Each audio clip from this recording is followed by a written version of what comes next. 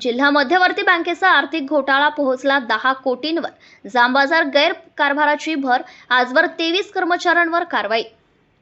भ्रष्टाचारामुळे सतत चर्चेत राहत असलेल्या यवतमाळ जिल्हा मध्यवर्ती बँकेचा मागील 3 वर्षांतील आर्थिक घोटाळा 10 कोटी रुपयांवर पोहोचला आहे. ऑगस्ट महिन्यात चौकशी झालेल्या जामबाजार शाखेतील घोटाळ्याने यामध्ये 40 लाख रुपयांनी भर पडली आहे. या शाखेचा घोटाळा आता 1 कोटी रुपयांवर जाण्याची शक्यता वर्तवली जाते. घोटाळा प्रकरणात आतापर्यंत या बँकेच्या 23 कर्मचाऱ्यांवर निलंबन, बडतर्फी यांसारखी कारवाई देखील झाली आहे. संशयास्पद आर्थिक बाबी आढळलेल्या जिल्हा बँकेच्या शाखांची चौकशी केली जाते. यामध्ये प्रचंड आर्थिक घोटाळा पुढे येत आहे. मागील 3 वर्षांत उघड झालेल्या घोटाळ्यात सर्वात आघाडीवर आर्णी शाखा आहे. या शाखेमध्ये तब्बल 4 कोटी रुपयांचा आर्थिक गैरव्यवहार आढळून आला आहे.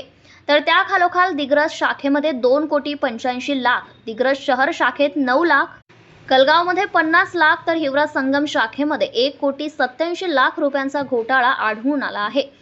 महिनाभरापूर्वी जामबाजार शाखेची चौकशी करण्यात आली. आतापर्यंत झालेल्या चौकशीत 40 लाख रुपयांचा गैरव्यवहार उघडकीस आला. हा आकडा 1 कोटी रुपयांवर जाण्याची शक्यता वर्तवली जात आहे. या आर्थिक घोटाळ्यामध्ये बँकेच्या काही संचालकांचेही हात गुंतले असल्याचे सांगितले जाते.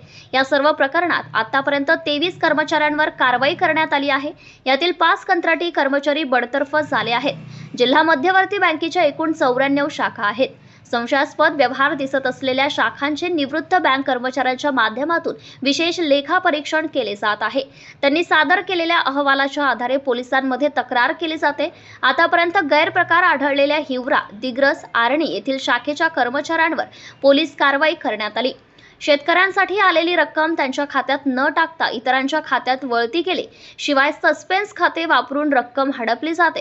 असाच प्रकार करून बँकेच्या एका माजी संचालकाचे कर्ज खाते नील केल्याची बाब जामबाजार शाखेतून पुढे आली आहे. जामबाजार शाखेत असा झाला घोटाळा.